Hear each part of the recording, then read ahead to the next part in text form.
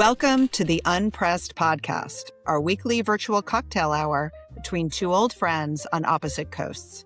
I'm Jenny, a single mom living in Silicon Valley in the land of tech bros, venture capital, and questionable wellness trends. And I'm Talbot, gay, married, living on the East Coast, dividing my time between New York chaos and Palm Beach drama. We've survived marriages, divorces, bad highlights, worse decisions, and somehow we're still laughing. Mostly to keep from crying. So every week we pour a drink and unpack whatever life, love, or our aging bodies have thrown at us lately. No filters, no pretending to have it all together. Just two friends, a little too honest and completely unpressed. Hello. Hey, Jenny, how are you? I see that you have a very special guest with you tonight. I sure do. This is a real special treat for us. Do you want to introduce her to our listening audience? This is the beautiful and talented Maggie Schilling, my niece.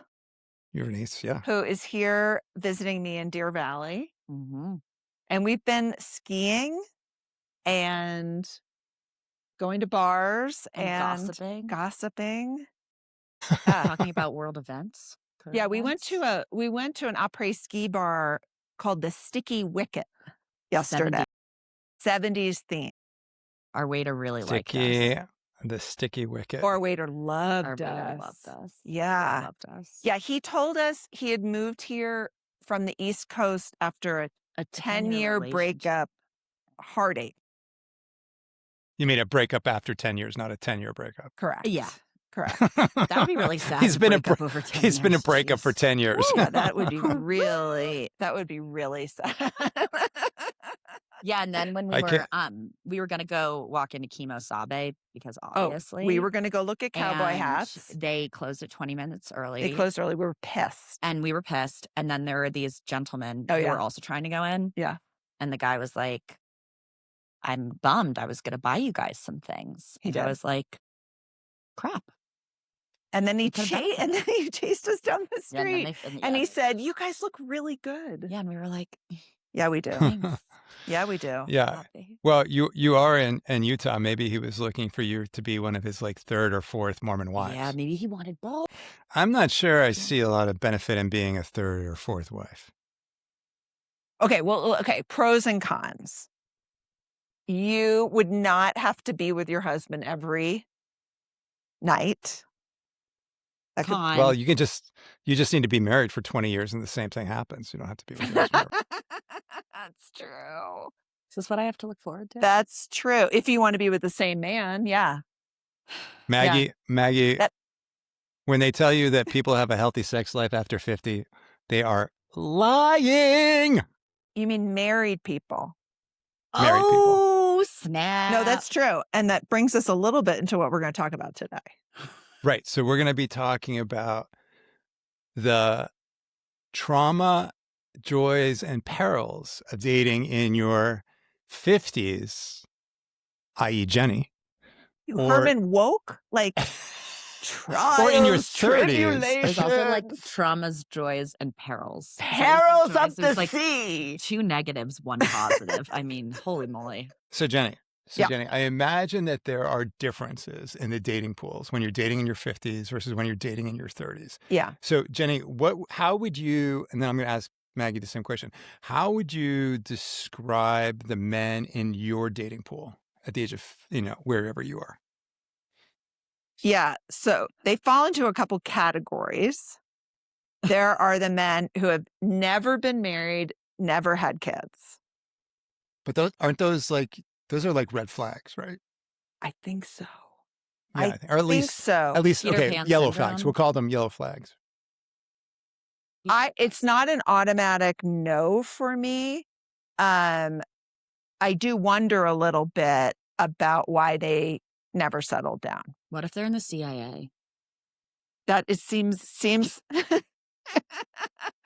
I don't think they put that in their dating app. So that's the unmarried, and then there is the dad who had the kids, and I would say those split into two groups: the guys who actually processed their divorce and learned from it. And most men who did not process and learn from their divorce. And it makes a big difference. And unfortunately, it takes a little while to figure out the guys who have not really figured out their own triggers, their own, what they want. There aren't a lot of guys who have done that work. Well, and I imagine too that there are certain guys out there who are looking for more of a mother to their kids or a partner to fill out their household versus, it's kind of like, that's always how I thought about the Brady Bunch. Like, I'm not sure Mike and Carol Brady ever had sex, but it made sense, right? They were able to put their households together. No, maybe if I were 40, that would be true. But at my age, that is not a factor. In fact, because I guess the kids are pretty grown at that point. There is this, like, some people will only date somebody whose kids are already grown and out of the nest. Because if you still have kids at home, it really limits how often you can see each other and travel and trips.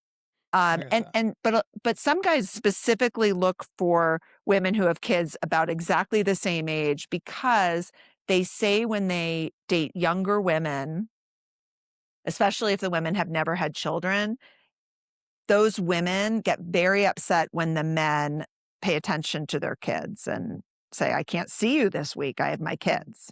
Oh, I get that. Right. So the guys who actually date their age, they're like, look, I tried dating a gal in her 20s. We had nothing in common.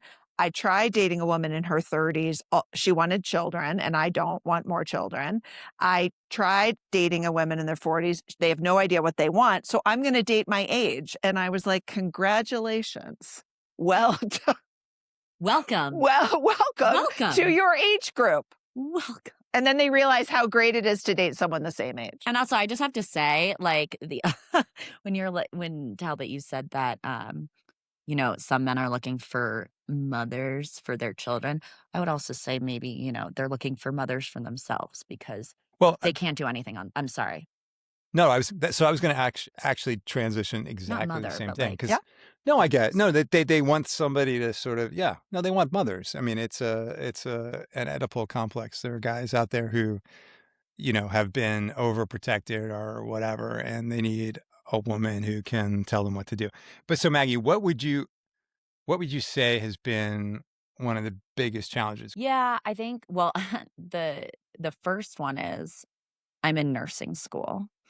And so full of guys, and also full of straight guys, and that's something, like, I've talked with my mom about this. She said, back like in the 90s, people, they would hang out with their coworkers. If you were like working in finance in New York, you'd hang out with your coworkers. You'd all go get drinks after work, and people met that way. And so I've never been in that space. I've talked to other girls my age who have friends who, most of them are single, and I've ended up with a lot of friends who are in relationships. However, those friends have been amazing. And like you learn who your friends are, who you can hang out with, who will still go to a bar with you or whatever. But yeah, so that's been another challenge. And speaking of bars, like, depends where you are. Like, I don't know, people, like, you talk to people at bars. I think it depends what city you're in. I think it feels harder just talking to you and to my parents. It feels harder to meet somebody in real life. It depends. Yeah, I think that's right. It was so interesting. I went on a date with a guy and we were sort of talking about, what did we do before dating apps? Because, because we don't really go to bars now, and we don't have a slew of weddings where you meet eligible people. We're not in grad school anymore. And he said, we would be going to the bars. If we did not have the dating apps, we would all be at the bars meeting people.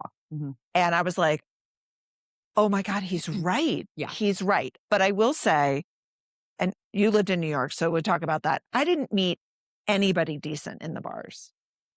I mean, I had much better luck where you have a little bit like of a house party or something. Yeah, like a house party, a wedding,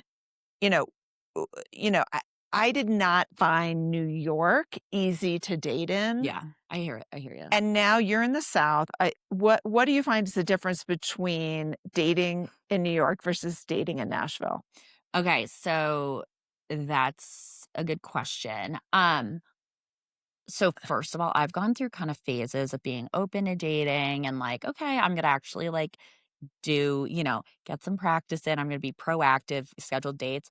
I've had that kind of mode, but then I've also had the mode where I'm like, nope, It's a little bit of not a interested. job, isn't it? It's a total job. I mean, like, and I know girls who like they have 3 dates a week, no matter what. I mean, they are hustling.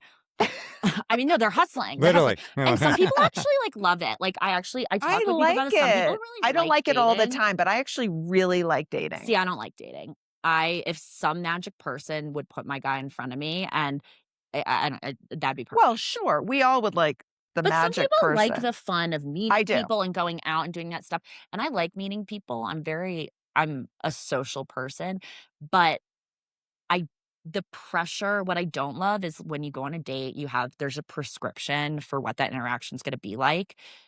Does it feel like an it's interview?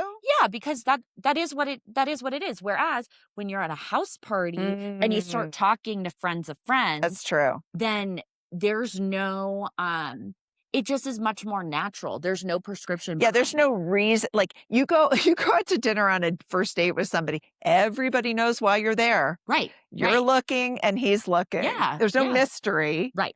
There's no casualness of it. And I was even joking to Jenny earlier. I was like, I feel like I had more game when I was in a relationship than when I'm single. And maybe that's why I have more game at a house party than I do on a first date with a stranger. Because you have something else to do. Just because you're not going into that interaction, thinking that this might be a potential partner. The pressure is way less pressure. Yeah. So what I am interested in is when you date at 30 versus date at 50, your needs in a partner are so different. Yeah. Right? Like, right, if you're looking at 30 and you want a family, what are you looking for at 30? I mean, I want somebody who knows they want to have kids. Right. That's number one. Someone who would get serious pretty quickly, right? Yeah, and it's not that I need to like move. It's not like I'm like, I need to move fast, but it's not a 5-year plan. It's not a 5-year plan. Yeah. And, the funny thing about dating in your late 20s is that you can get a 30-year-old guy who acts like a 20-year-old. Yeah. And you can get a 30-year-old guy who is like, I'm ready to get married and have kids. I mean, because there are Peter Pans. Yes. For sure. I mean, like when I was like 28, I dated a guy who was 26 or 27, and then I dated a guy who was like 30, 31, and they acted the exact same. Yeah. And I was like, there's no because difference. guys, and they're so immature. Like, because they can take their time. Yeah, and I think what's hard to discern as a woman is, it's hard to figure out like who is in that space and who's not. Yeah. Although I will say when you find the right person, it's not hard. Like, when somebody is emotionally intelligent, is, serious, like has their career ready to go, kind of like has goals and knows what they want to do. Next. And then you get the men who literally, I mean, really are just like struggling, or they're struggling, they don't know it. And so that's, I think, what's kind of hard about 30. And what's also hard is like I could date like a 26-year-old theoretically who's like really mature and doesn't have kids, hasn't been married, yada yada, but like theoretically I could also date a 40-year-old who does have a kid or has kids. And so it's an interesting age where you can there's the available people they span across a bunch of different life stages, which is interesting. Yeah, I did recommend to her this morning at breakfast no kids. To not, if you can help it, do not date someone who already has children. Yeah. It is so much more complicated to start your life, have kids together, and there's a whole other system that is there. And an ex-wife, Yeah. That's hard. I mean, look, sometimes you just fall in love with who you fall in love with. Right. But I wouldn't be like, well, maybe I should go on a date with him. He has 3 kids. It's Yeah. I don't know. It's better I to, agree. yeah. No, I agree. Now that you've, in this certain place in life that you weren't expecting to be, what has been the most horrific dating experience? And because, I'm a writer and all of this is good fodder for me for my next book.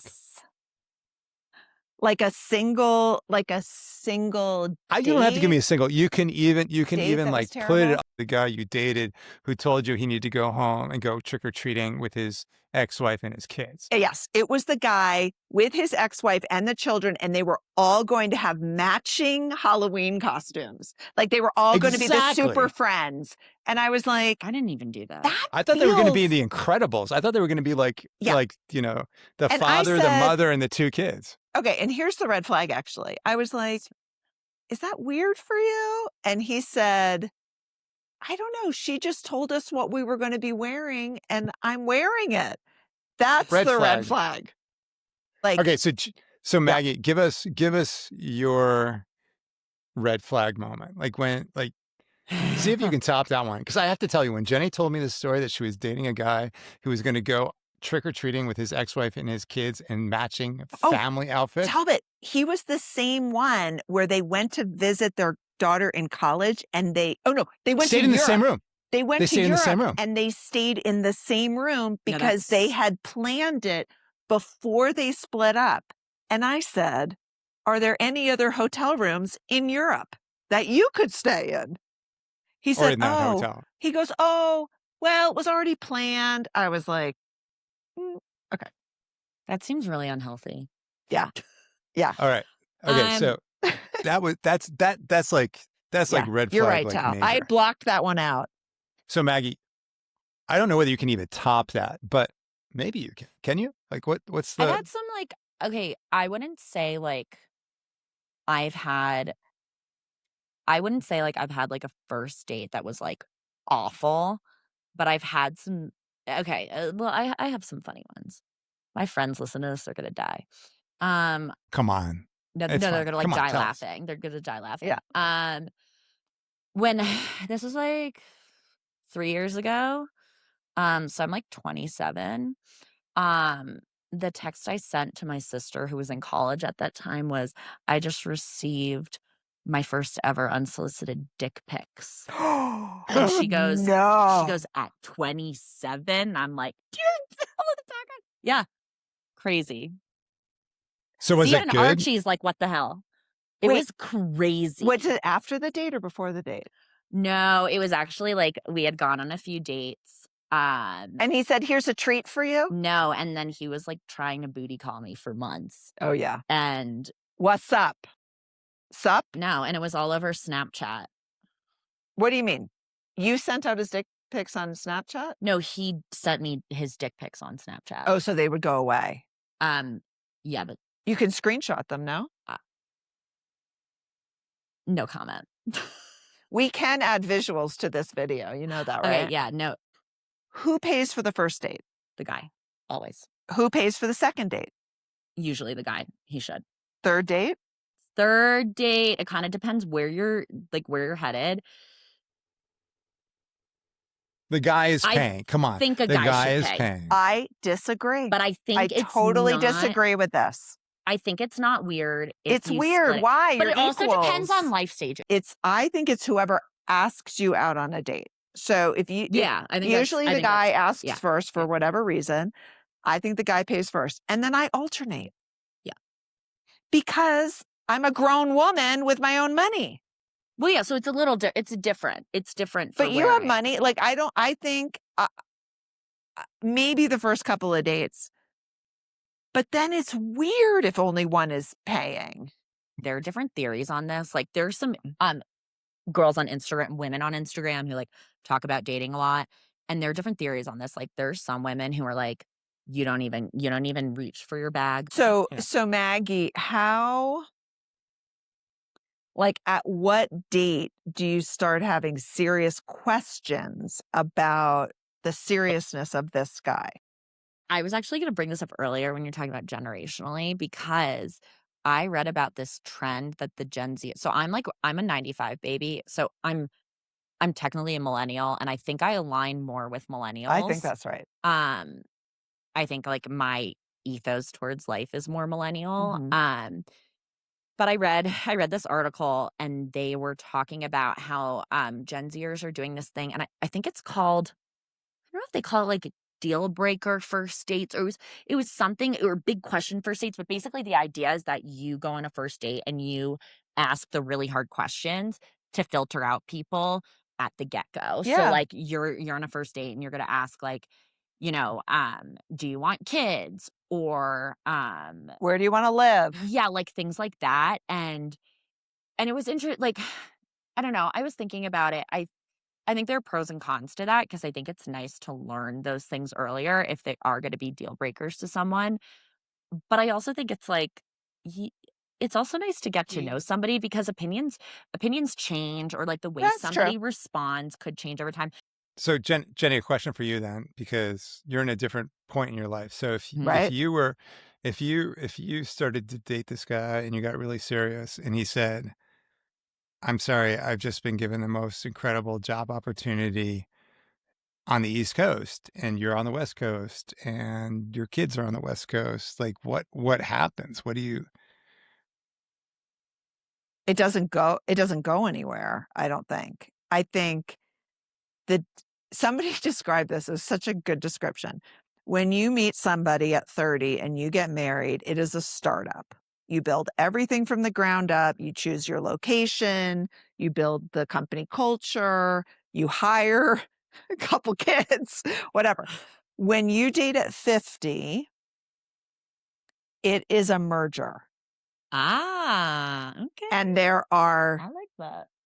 2 human resources departments. That means 2 ways of parenting. There are 2 finance departments with different rules. There are 2 cultures. And if they don't match, it does not really work. And so while at 50, I don't have to find a husband, I don't have to find a father to my children, I don't have to find somebody to make money to provide for the family. But I have these other limitations, which is I have children who already live somewhere. I've established a life somewhere. I already have dreams and goals about what I want to do in retirement. I already have friends. So this guy's got to get along with my friends. Mhm. It's a and tall we are order. tough. We are tough. Talbot's really tough. I was listening to Mel Robbins' podcast, and she had this researcher on. I think she's the one who wrote that book, So You Don't Wanna Die Alone or something like that, and I'm forgetting what her name is. What a Yeah, book. but it's a book on, like, dating and relationships, especially, like, in this, era, and Mel was interested in talking to her, especially because I think Mel Robbins has daughters in their And 20s. sons. Oh, yeah, she has kids. Yeah, she has I think boys she has too, I forgot. sons. Yeah, Yeah. sons. Anyway, but she was saying how she's had a lot of conversation with her daughters about dating in your 20s and, like, comparing what it was like when she was dating compared to, like, how they're dating, and, um and to also talking about that interesting transition when you kinda go from your, like, early 20s to late 20s/early slash early 30s, how your mindset really needs to shift if you're single, and what this researcher said is she said the thing that, a lot of women in their late 20s, early 30s miss is they have the prom date mindset where you have Oh, this, like, fun, exciting, like, everything's so amazing, like, you think it's like you're like, "Oh my god," I have you meet a guy one butterflies. night and you're like, "Holy crap, this is amazing." It's the pretty in pink syndrome. Yeah, yeah. Yeah, like, and it amps you up, and women read that as a positive thing, Mm. and she was like, women need to go from the prom date mindset to the life partner mindset.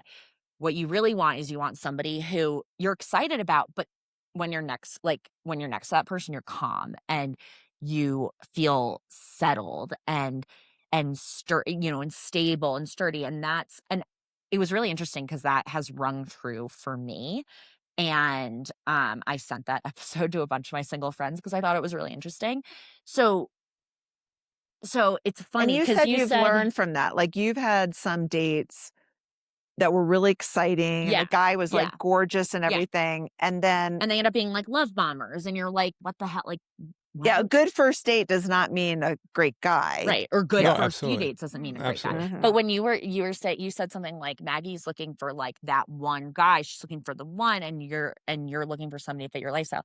I don't know. I almost feel like I'm looking for somebody who's going to be a really great life partner, like somebody I'm going to fall in love with, but somebody who's like steady and is going to be like my rock, and like I'll be Absolutely. the rock for him. Whereas I kind of look at you and I feel like you have, again, I'm not saying that I'm like looking to be like boring, but I think that you have your life, you have your kids. Like we've talked about this. You have a lot of things going on, and I think that the stakes are lower in terms of things like lifestyle It's expectations true. and family expectations. And you could, in some ways, I think there are more I could take more options for you, chances. and you could take Yeah. more chances with Yeah. somebody That's true. who, I could, it doesn't I could, matter what their family situation is like. Like all Yeah. that matters is that you guys get along and you have a great time That's together, right. and you are kind to each other and take care of each other. Like, and that's the baseline. You're Whereas right. for me, like there are other things that I need in addition to having a really good like You're right. relationship with that person. There's a long list of things that have to work for you to choose a life partner. And I agree with that. I think the pressure on me to find a guy who Yeah. checks every box is way lower. Where it becomes a little trickier is that I've already Cool. chosen my path. Yeah. Yeah. Yeah. Right. And Totally so fair. I already have things in place. Like location. Right. Yeah. And the pool is, I think the pool is smaller. The pool. Well, yeah, the pool inherently is small. So Maggie. Yeah. So what are there sort of rules of thumb? Do people have sex right away on the first date? Do they wait? Is it like third date you have sex? When do you have the exclusivity conversation? If you do, STD, all that stuff. It's interesting. So there's this there's an Instagram, and she has a podcast too. Woman who's does the We Met at Acme. I don't know if you guys have heard of her, but she's based out of New York, and she has her own set of rules, and they're derived from the rules back in like from like remember like my Talbot? grandma's day, like the rules. And Yeah. and it's The interesting. rule was you 'cause- never let anybody touch below your waist until you get Correct. married. Well, yeah, and it was like, and the rule was like, Don't give your flower away. don't ever reach out. Oh, right. Don't reach out. Don't like, be let the him first reach one. out. Yeah. Like, don't go back to the person's house until the third date, yada, yada, yada. And it's funny because my friends and I actually like talk a lot about this, like what's real and what's not, and like, how prescriptive you have to be in dating and like keeping a little mystery versus not and things like that. And so there are multiple camps. There are like a bunch of theories that I find really interesting. So what Lindsay, We Met at Acme, says, I think she says no sex before the fourth or fifth date, I think. And then she also will say, like, if you've been on like 7, 8, 9 dates, like at that point, you should be having the exclusivity conversation. And other people will say, I hooked up with my husband on the first date. Yeah. Another interesting theory that I find really, really interesting. So Tinks is another Instagram influencer, and she has this box theory. And she says that men are going to put you in one of two boxes. Yeah. They're going to put you in the hookup box, or they're going to put you in dating wife marriage box. Yeah. And no matter what you do, if you sleep with them, if you don't, no matter what you do, no matter what, you are never going to change what box you're in. I've heard that. And I think in some ways, like, I would like to think that that's true. Like, if a guy, like, sees me and is, like, your marriage material, then he's not gonna care about, like, if I, wait or don't wait or whatnot. So wait. yeah. Wait, they don't put you in a box based on what you're happening physically. They're putting you in a That's box what she's, based on. yeah. Oh, that's Also, based interesting. off of like when you first meet somebody, like the vibe that the guy gets from you. Or your background or how he met you.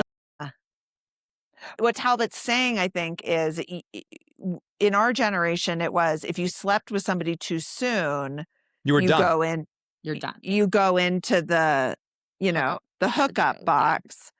And the question is that true anymore? And I don't know. Like, I think it also, I think, comes back to like that excitement factor. I think like sometimes good things come to those who wait. I think that's what Maggie was saying. It's not necessarily what happens physically. There is a categorization that happens on any number of levels that puts you into one of the two boxes. Right. And I don't think women do that. Like, we don't put men into a, like, we have boys that are like serious. We're seriously thinking about for long term, and boys we're not. But it isn't sex related necessarily. What is the best thing about dating at 30 and what is the worst thing about dating at 30? I think the best thing about dating at 30 is that I have magically become pretty good at what I'm willing to tolerate, what I'm not in life. Like, you know what you want? That kind of thing? Yeah, I know what I want, but I Yeah. also know like the types of things that I'm good to tolerate in life and the types of things I'm not. And you're more convicted, and I think that I know what I want. And The worst? the worst is, well, I mean, fertility is a thing, obviously. This is one of the hardest things, okay? Here's one of the hardest things. I was telling Jenny this earlier today, that this is something that my single girlfriends and I talk about all the time. We're like, we need a physical identifier to know who's single and who's not.